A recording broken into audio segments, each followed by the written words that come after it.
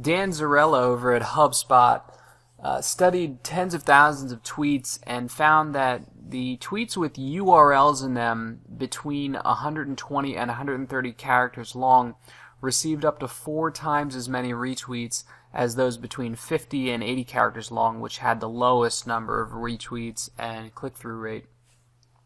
If you're trying to keep your tweet in that sweet spot of between 120 and 130 characters, you can go to bit.ly.com, bitly.com. You paste your long link in there and it shortens it up for you. The same study by Dan Zarella found that tweets posted after 2 p.m., but not during dinner time, say between 6 and 7, towards the end of the week, between, say, Thursday and Sunday, using the words please help, please retweet, or please anything, using 2 or fewer hashtags tended to be retweeted the most, 15 times as much as non-retweet posts. These also had the highest click-through rates. Moreover, retweets were higher between 8 and 9 in the morning when people are in traffic or checking their social media or email accounts before work. And one last note here, asking for a retweet using the actual word retweet instead of the letters RT like a lot of people do boosts sharing, meaning you're going to get more retweets from actually spelling out the word than just putting in the letters.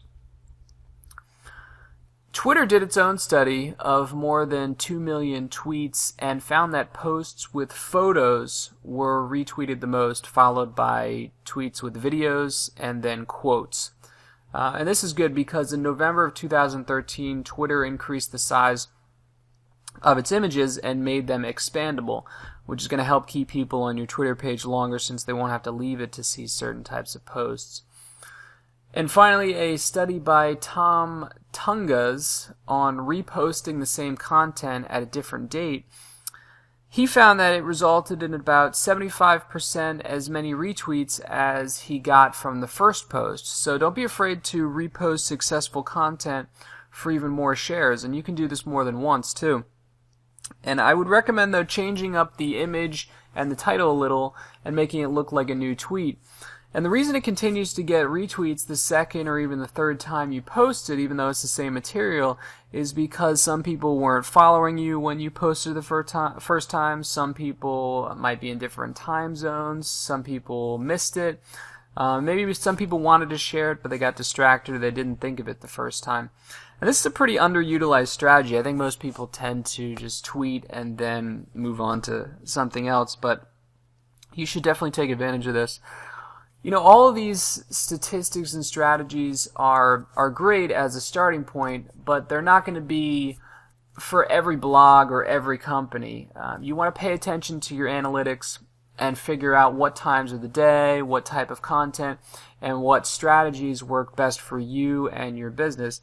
And you can do that fairly easily by signing up for a service called Buffer. And this is at bufferapp.com, B-U-F-F-E-R, app.com. And this is a free service that gives you the ability to handle all of your social media accounts from one spot.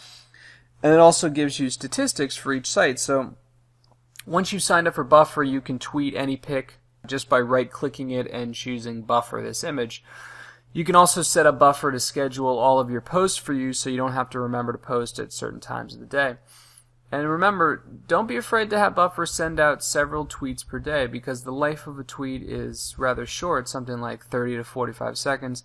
And make sure to mix up the type of content that you're sending out, linking to, tweeting, and then use Buffer to see which type of tweet gets the most favorites, the most retweets, and the most clicks.